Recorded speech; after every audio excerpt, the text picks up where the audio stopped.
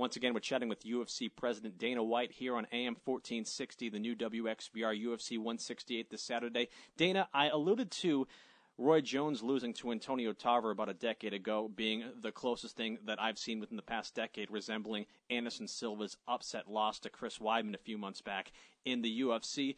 There has been talk, and you know about this, that Anderson Silva wants to box Roy Jones.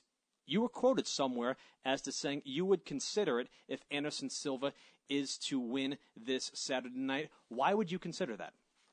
Here's the problem, okay? First of all, if Anderson Silva regains the title on Saturday night and becomes the champion again, I'm going to have to deal with his issues and what he wants to do. Number two, Roy Jones Jr. has been, a good friend to me. When I was 19 years old, nobody knew who the hell I was. I met Roy Jones Jr. in Boston when he was there for the promoting the James Toney fight, and he's always been a good dude to me. So I got to hear him out. I got to get in the middle of this thing and see what these guys want to do.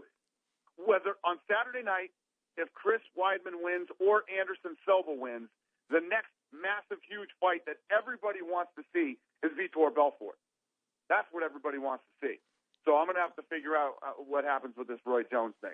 And I want to talk to you about the Roy Jones thing for a moment here, because I have this theory, and you can feel free to disagree with me if you'd like. I think that 99 times out of 100 in an MMA fight at the world-class level, a world-class boxer will lose to a world-class MMA fighter. There's always that chance that a boxer catches the guy coming in first, and that's all she wrote.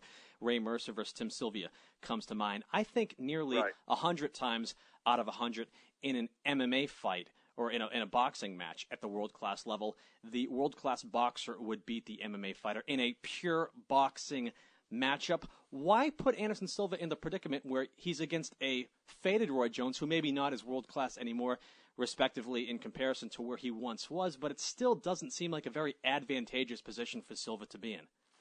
I agree with you 1,000,000%. There is one thing that you said that I don't disagree with. I have to deal with these lunatics. You know what I'm saying? This guy got it in his head that they want to box, and Roy wants to box him, so I got to deal with these guys and try to figure out what we're going to do here. So you've got to keep everyone happy. It's not an enviable position to be in, but I'm sure the paychecks aren't bad. Which is an impossible job. Yes, that's my job, is to keep everybody happy.